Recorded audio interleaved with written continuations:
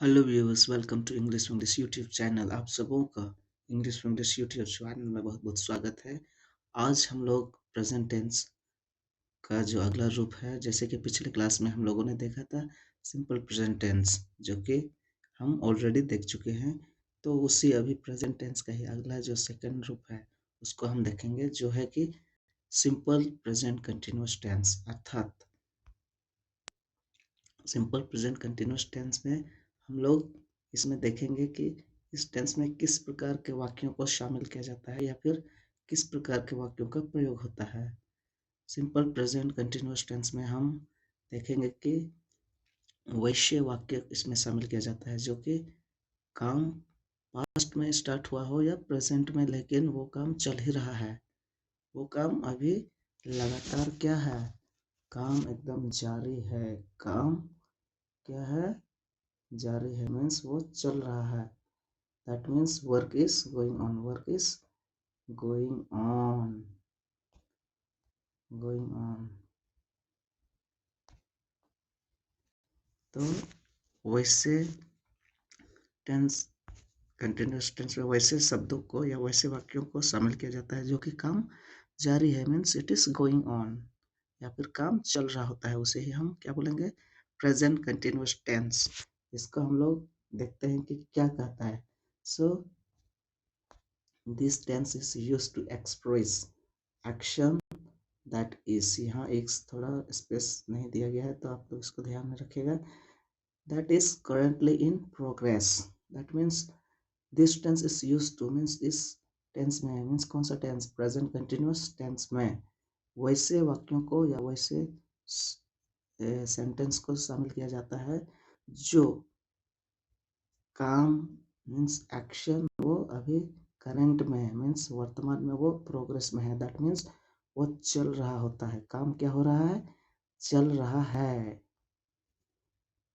तो वैसे ही वाक्यों को या सेंटेंस को हम प्रेजेंट कंटिन्यूअस टेंस में रखेंगे। इतना तो आप सबको को एकदम क्लियर हो गया होगा। इसको हमेशा ध्यान में रखना होगा कि प्रेजेंट कंटिन्यूअस टेंस को कैसे पहचानेंगे। मीन्स पहचानने का एक ही तरीका है कि वो काम क्या होता है, चल रहा होता है। काम चल रहा होता है। जैसे हम सेंटेंस एक बना करके दिखा ही देते हैं कि क्या होगा। जैसे I am speaking, I am speaking क्या, इंग्लिश। तो यहाँ पर जो इंग्लिश बोलने का काम है, स्पीक हो रहा है, स्पीकिंग, वो क्या हो रहा है, चल रहा है। तो कैसे पता चलेगा इसमें कि काम चल रहा है या नहीं। पता चलने का यहाँ सबसे बड़ा जो पहचान है, उसमें हमेशा आपको वर्ब में आईएनजी दिखेगा। पहला फॉर्म हम लोग इसमें देखे थे प्रेजेंट इंडेफिनिट में, लेकिन प्रेजेंट कंटिन्यूअस में यहाँ पर हम लोग वर्ब में कौन सा देखेंगे, आईएनजी फॉर्म, जिसे हम वी फॉर भी कहते हैं। इतना आप सबों को एकदम क्लियर हो गया होगा। आइए हम इस टेंस का स्ट्रक्चर को समझते हैं। तो इसका स्ट्रक्चर क्या है, देखिए यहाँ पर सब्जेक्ट है, इसके बाद is plus V1 and ING. कहने का मतलब है इसमें क्या लगेगा, वर्ब फॉर लगेगा प्लस ऑब्जेक्टिव। ये किसके लिए है, अफर्मेटिव सेंटेंस के लिए। अफर्मेटिव सेंटेंस जब भी बनाएंगे उसमें हम लोग का ये स्ट्रक्चर रहेगा। इसको बिल्कुल ध्यान में रखना है। और एक बार, subject plus is plus verb for means verb one, और उसमें आईएनजी जोड़ना है। इसके बाद ऑब्जेक्ट। और एक बात इसमें ध्यान रखना होगा कि यहाँ केवल इस नहीं होगा, सब्जेक्ट के अनुसार इसमें इस, एम या आर का प्रयोग हम लोग करेंगे। ओके, तो हम लोग इसको सेंटेंस में देखेंगे, इस स्ट्रक्चर को समझेंगे सेंटेंस के द्वारा कि कैसे हम लोग आखिर सेंटेंस में इस स्ट्रक्चर का प्रयोग करेंगे। जैसे यहाँ पर क्या दिया हुआ है, we are watching movie, we are watching movie. तो जैसे स्ट्रक्चर में तक क्या था, subject plus is plus V1 और उसमें आईएनजी या फिर V4 प्लस ऑब्जेक्ट। तो यहाँ क्या है, वी, ये क्या है, सब्जेक्ट। इसके बाद आर, मैंने बताया था कि इस, एम या आर स्टार्ट होगा, वो किसके अनुसार, ये जो हेल्पिंग वर्ब है वो किसके अनुसार चेंज होगा, अकॉर्डिंग टू द सब्जेक्ट, वो कर्ता के अनुसार हेल्पिंग वर्ब चेंज होगा। इस, एम या आर, वो डिसाइड करना होगा कि इसके साथ इस लगाएंगे, किसके साथ आर, या किसके साथ एम। तो वो हम वीडियो के आगे हम बताए हुए हैं कि कब कब हमें इस लगाना है और कब यूज होगा और एम कब यूज होगा। तो पहले इतना समझ लीजिए कि सब्जेक्ट के तुरंत बाद हेल्पिंग वर्ब लगेगा, इसके बाद फिर से मेन वर्ब, और मेन वर्ब में हमेशा आप फर्स्ट फॉर्म के साथ आईएनजी लगाएंगे, दैट मीन्स वी फोर आपको वर्ब लगाना होगा। यहाँ क्लियर है। अगला है मैं फुटबॉल खेल रहा हूँ। तो यहाँ पर जो फुटबॉल खेलने का काम हो रहा है वो क्या है, वो जारी है।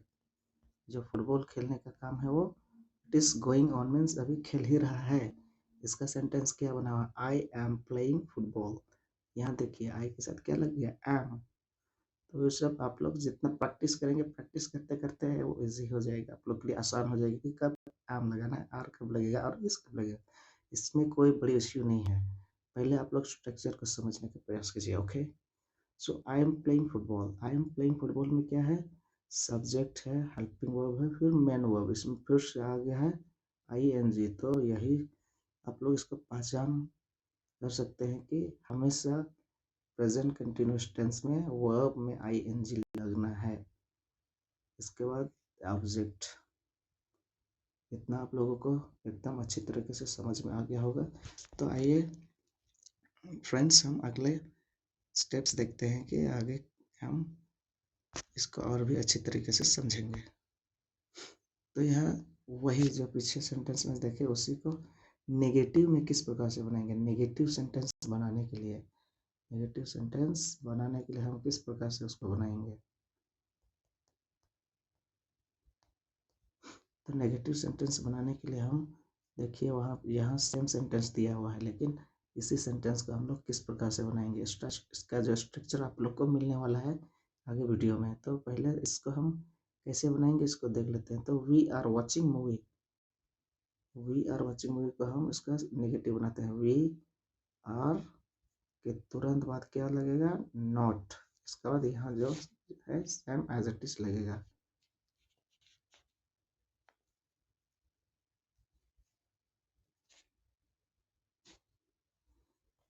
We are watching movie.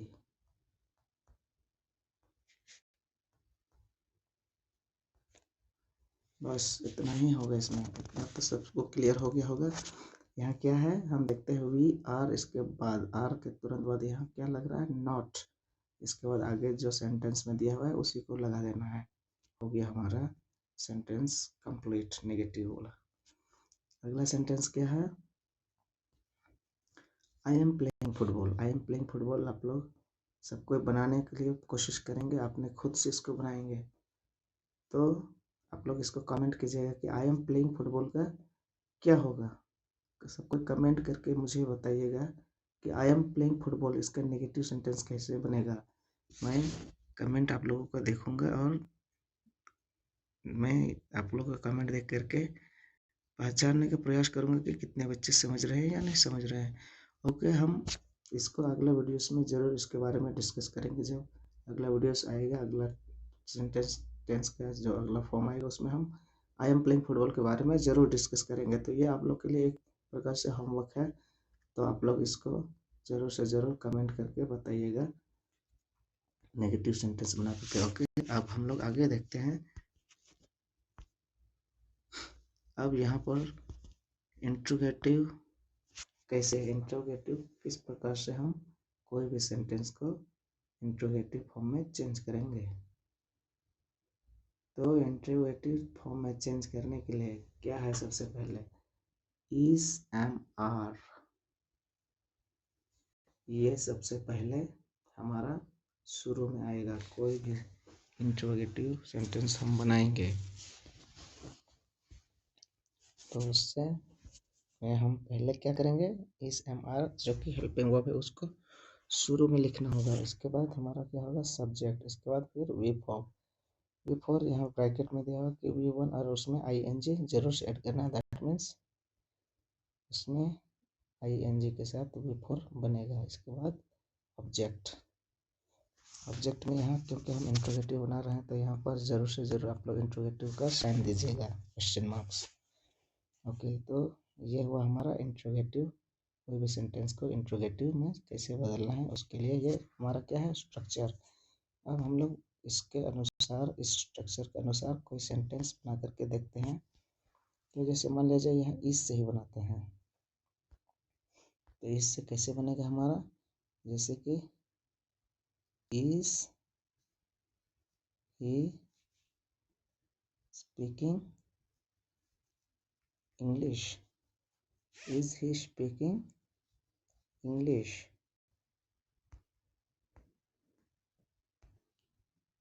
Is he speaking English.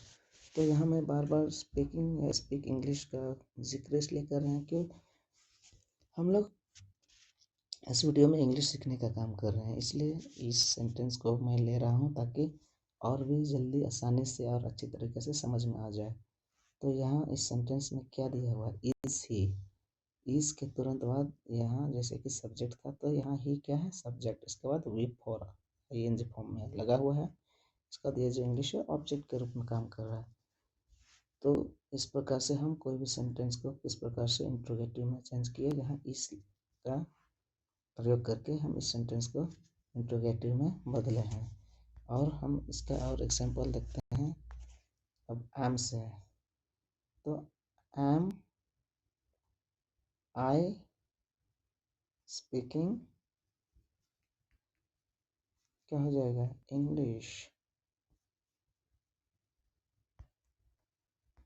और इंट्रोगेटिव मार्क्स अंतिम में जरूर से जरूर देना है, इसको भूलना एकदम नहीं है, नहीं तो हमारा सेंटेंस क्या हो जाएगा, गलत हो जाएगा, एकदम से रॉन्ग हो जाएगा।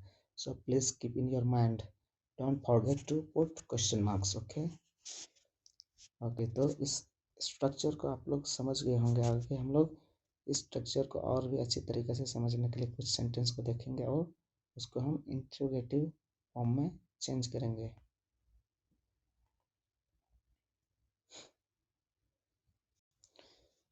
तो जैसे कि हम इंट्रोगेटिव में तो सेंटेंस को चेंज कर लिए हैं, अब हम लोग नेगेटिव सेंटेंस कैसे बनाएंगे। नेगेटिव सेंटेंस बनाने के लिए यहाँ पर हमारा स्ट्रक्चर दिया गया है। तो जैसे कि नेगेटिव सेंटेंस पहले बनाने के लिए क्या है, सब्जेक्ट प्लस इस MR plus not plus V4 plus object. Subject के तुरंत बाद क्या लगाना है, इस MR, और कैसे लगाना है, उस सब्जेक्ट के अनुसार कि हम अगर आई लगा रहे हैं तो उसके साथ क्या लगेगा, एम लगेगा। और इस हेल्पिंग वर्ब तो इस किसके साथ लगेगा, इस सी इट या किसी का नाम के साथ इस हेल्पिंग वर्ब लगेगा। इसका तुरंत नॉट लगेगा, फिर V4 आफ्टरवर्ड्स ऑब्जेक्ट लगेगा। इसको हम सेंटेंस अभी बना करके दिखाएंगे और भी क्लियर हो जाएगा। उसी प्रकार से नेगेटिव इंट्रोगेटिव मीन्स कोई भी नेगेटिव में कोई सेंटेंस रहेगा और नेगेटिव सेंटेंस को इंट्रोगेटिव में कैसे चेंज करेंगे। इंट्रोगेटिव में चेंज करने के लिए हमारा जो फॉर्मूला है या स्ट्रक्चर है वो इस प्रकार से है। इस MR जो कि हमारा हेल्पिंग वर्ब वो सेंटेंस के शुरू में आएगा। इसके बाद तुरंत क्या आएगा, सब्जेक्ट। यहाँ पर छूटा हुआ है, सब्जेक्ट के तुरंत बाद प्लस क्या होगा, नॉट। इसके बाद V4 प्लस ऑब्जेक्ट। कहने का तात्पर्य कि जब भी किसी भी सेंटेंस को हम नेगेटिव इंटरोगेटिव में चेंज करेंगे तो सबसे पहले हमारा हेल्पिंग वर्ब आएगा इस MR।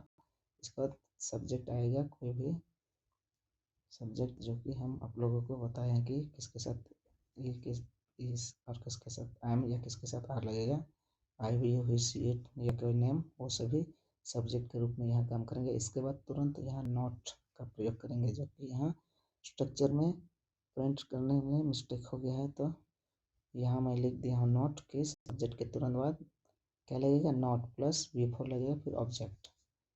तो ये दोनों जो स्ट्रक्चर आप लोगों को बताया उनको कोई समझने में कोई दिक्कत नहीं होगा, आप लोग समझ गए होंगे। समझे हैं या नहीं? आप लोग ज़रूर से ज़रूर उसको कमेंट करके बताएंगे। अगर नहीं समझ में आ रहा है, इस स्ट्रक्चर को समझने में किसी प्रकार का भी दिक्कत हो रही है तो प्लीज़ आप लोग कमेंट करके मुझे बताइए। ओके, अब हम लोग जो दोनों स्ट्रक्चर देखें उससे संबंधित हम कुछ एक्सरसाइज करेंगे, कुछ सेंटेंस को देखेंगे और उसको चेंज करेंगे।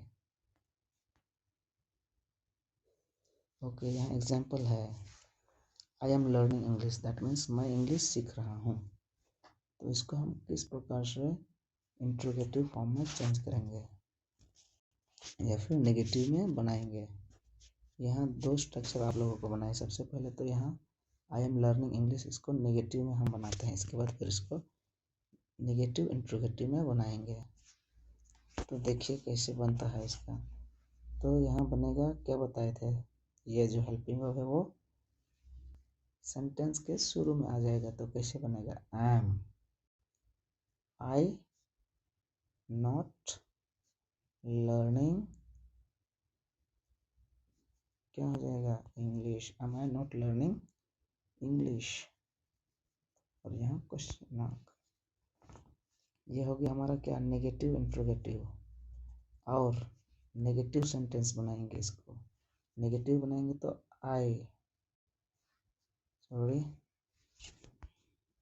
नेगेटिव अगर बनाएंगे तो क्या बनेगा, आई एम नॉट लर्निंग क्या, इंग्लिश। इसको हम शॉर्ट में इंग्लिश को लिख दे रहे हैं।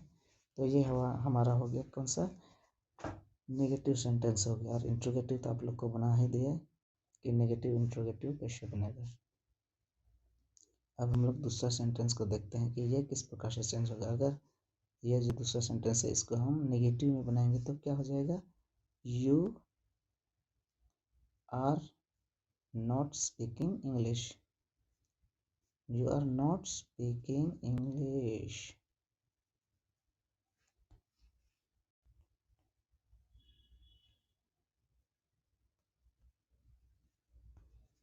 ये हमारा क्या हो गया, हाँ नेगेटिव सेंटेंस हो गया। अगर इसी को हम नेगेटिव इंट्रोगेटिव में चेंज करेंगे तो कैसे बनेगा नेगेटिव इंट्रोगेटिव, तो आइए देखते हैं। तो इसमें नेगेटिव इंट्रोगेटिव में हो जाएगा तो ये हेल्पिंग वर्ब हमारा शुरू में आ जाएगा। तो क्या होगा, are you not speaking English.